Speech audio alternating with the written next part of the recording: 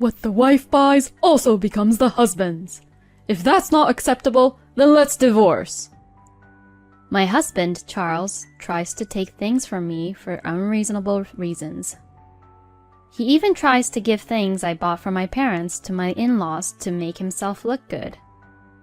But that's just... When I tell him the truth, he turned pale. Before I married Charles, my grandparents left me a gift. It was real estate. When I thanked my grandparents and told them that I was going to use it to help me and my husband in the future, they both frowned and advised me to keep it a secret. Even if Charles was my own husband, they told me to keep it a secret that I had a passive income and that I had enough to live on. I felt somewhat sorry for Charles, but I decided to follow my grandparents' advice. My grandfather, who cared for me, passed away, and as I continued my married life with Charles, an incident occurred. One day, when I checked the account where I saved my living expenses, I noticed that $10,000 had been withdrawn from it. This account was mainly managed by me and was created to make ends meet for the living expenses that Charles brings into the house. It's such a large sum of money, but I had no memories of withdrawing it. This meant that the one who withdrew that amount was inevitably Charles. I immediately asked Charles about it when he came home that day. "Hey, $10,000 are missing from our living expenses account. Do you have any idea about what happened to the missing money?" Yeah, I lent it to my mom. She was in some kind of trouble. He answered easily, and it was confirmed that Charles had lent it to my mother-in-law, Lisa. "And you didn't tell me anything about it?" It's okay. Besides, it's my money that I earned. We had some savings, so it's okay. That amount won't hurt.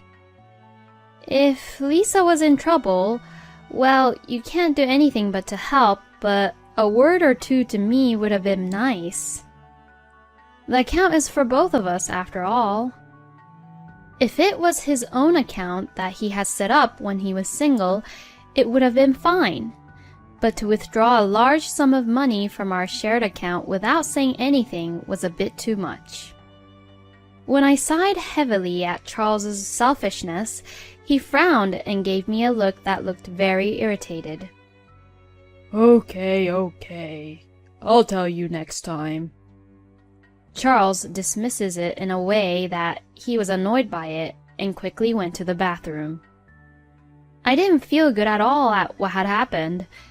He didn't behave like that when we were first married, and he used to listen to me sincerely.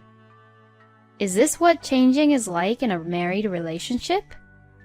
Few days later, I had no choice but to go to my parents-in-law's house to hand over a package that had been sent to our house by mistake. "Oh, Megan, thanks for coming all the way here." Why don't you come in since you came all the way? I had intended to leave them at the entrance, but I couldn't really refuse my parents-in-law, so I went to their living room to have a cup of tea. As I did so, I noticed a variety of things. Luxurious cosmetic products, glamorous clothes, health products. "Oh, my wonderful son gave them to me as a gift." There were $10,000 in the bank account after all, so it's only natural to spend it in such an obvious way. However, after knowing that Lisa was in need of money, in which Charles had lent her the money, I didn't really feel good about the fact that it was all spent on her luxurious products. As I sipped my tea without any smiles, my in-laws broke their smiling faces and said to me with a frightened look on their faces, as if they were threatening me, "My son is such a nice, wonderful boy who gets gifts for me, but what about you?" That's right. As his wife, are you serving my wonderful son well? There's something fishy going on. "I heard, you know. He said that he gets blamed a lot from you for taking out the money to spend for me." I completely understand now. Charles had told my parents-in-law as if he was the victim for doing something good, which would explain why they looked at me with fear. I gradually grew tired of my in-laws and my husband. I had never expected to be treated so horribly and neglected like this. And finally, I began to think about divorce. I thought that if I divorced him, I would eventually return to my parents' house and rebuild their home using the savings I had from the passive income.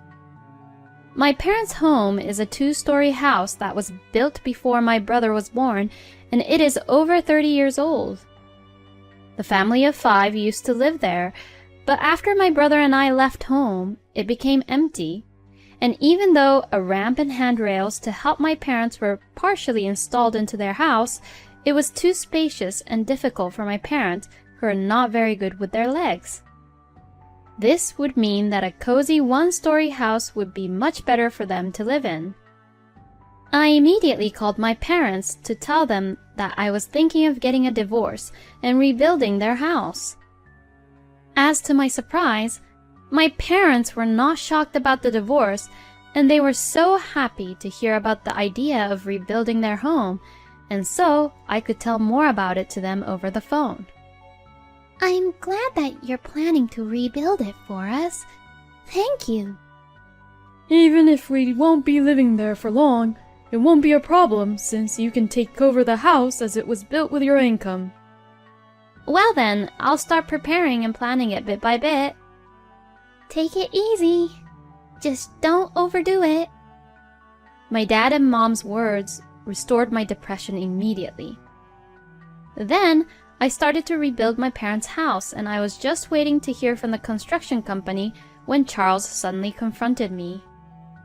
How dare you use our savings to build a house without telling me anything about it?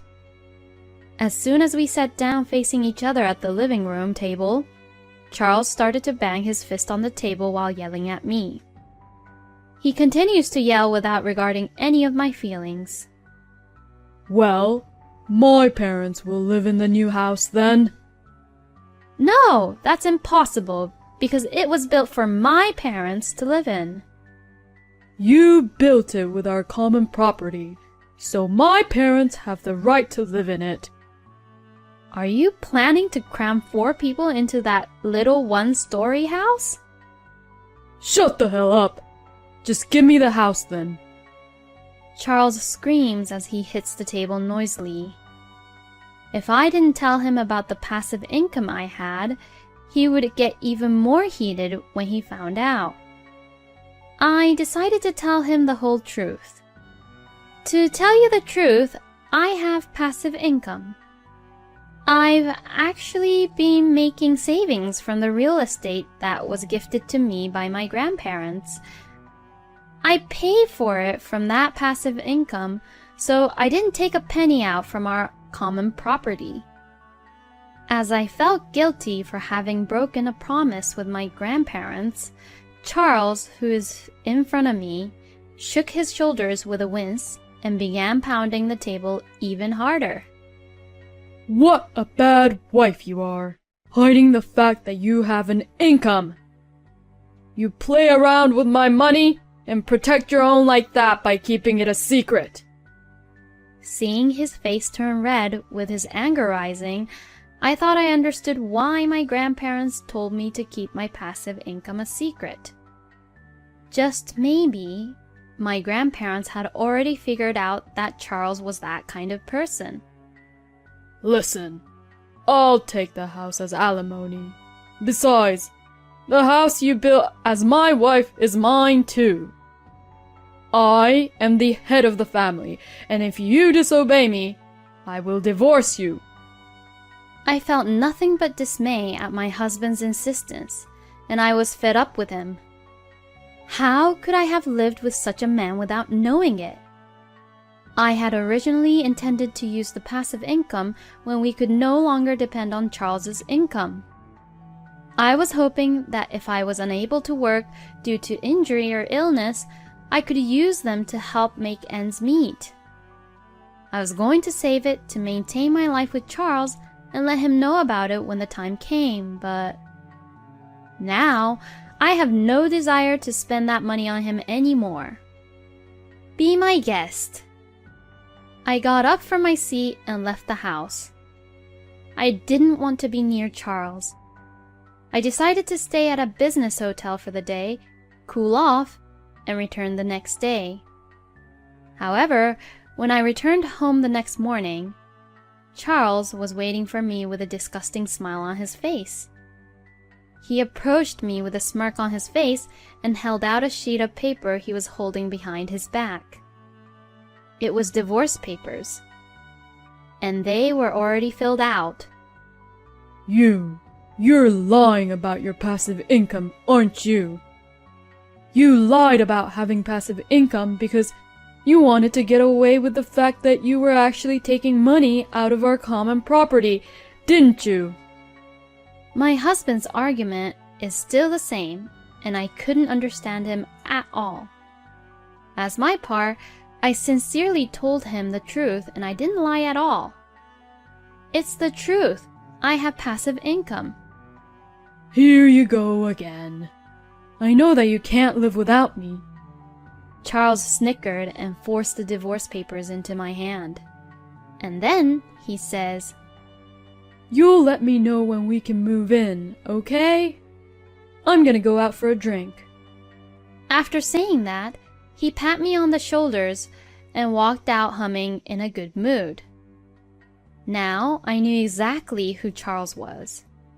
He had not changed, and he had just hidden it from me that he had been looking down on me from the beginning of our marriage. He had never once given my feelings any real consideration.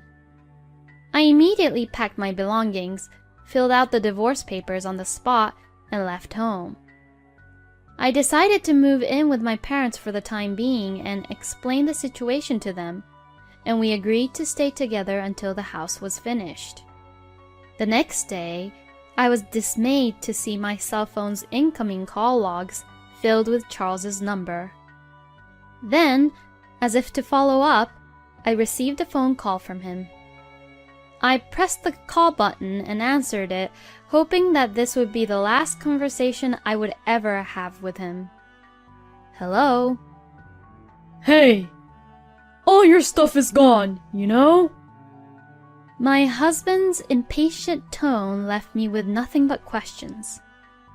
He was the one who had confronted me with the divorce, so why was he panicking when all I did was just leave him? Huh? We are getting a divorce, so that's normal. I won't ever come back, so please use the empty spaces as you please. I wondered if he sensed something in the way I spoke to him. My husband was silent for a few minutes. Apparently, he now finally understood that I had passive income. Then, after a few moments of silence, he said in a very sweet voice I had never heard before, Hey, can you let my parents live in the new house? I don't care if I have to live with your parents. Please. I told you before already that it's a small one-story house. Please. I said I'd surprise my parents with a house. My husband's words left me speechless. What in the world was he thinking, giving them a house that he didn't even buy? And to announce it as a surprise was beyond reckless. You don't really care about the savings, do you? You have no idea how much I was worrying about the money I would give to you as an allowance, and the money I would save for the living expenses, and how much I was trying to make ends meet. That has nothing to do with what's happening here. You are just careless with money and leaves only the hassle to other people, and you present to your parents as if you prepared everything by yourself, right? When all of this has been prepared by me, for my parents. That's... My husband suddenly clammed up, and my frustration only grew. It's so shallow of him to make it seem as if he planned it all himself and give the house to his parents. In the end, he was just trying to take advantage of my pure feelings and take over my property. There is no reason for him to go so far as to trample on my feelings and intentions. I will not give you the house I built with all my heart and soul for my parents, for you, so that you can just show off to your parents. I rejected Charles's idea once and for all, and he began to rant extra loudly. But husbands and wives are supposed to help each other. I'll tell them that you built it. Please. We're not a married couple anymore, are we? Huh? I'm saying that we are strangers now since I already filed for divorce. On the very day my husband, or rather my ex-husband, handed me the divorce papers, I had submitted them to the city office. He had wanted a divorce so badly, and I felt sorry for him if I didn't leave him as soon as possible. I was already in the process of changing all the paperwork to what it was when I was still unmarried. My ex-husband said in a tone of disbelief. You already filed it? Why are you so surprised when you're the one who asked for the divorce? I didn't think that you would really leave me. Hey, let's start over. Let's talk it out and try to be a good couple this time. How can he say such a ridiculous thing now? This is a man who spent our savings on his own mother, threatened me for a divorce, and made fun of me to the very end. There is no way I would ever want to get back together with a person like him. No, thank you. Please give my regards to your parents. I said it brightly as I hung up his call. The next day, I continued to receive voicemails and messages from Charles demanding that we get back together. He told me that we could still start over, that he loved me, but I felt that he was only after my property and fortune. In order to completely cut ties with him, I immediately blocked all contact information related to him and his parents. In the meantime, the house was rebuilt, and my parents and I moved into our new house and are living comfortably. Later, I had a chance to meet with a mutual friend who also knew Charles, and I explained to her that Charles and I were divorced. My friend gave me some words of sympathy and told me what had happened to him and his family.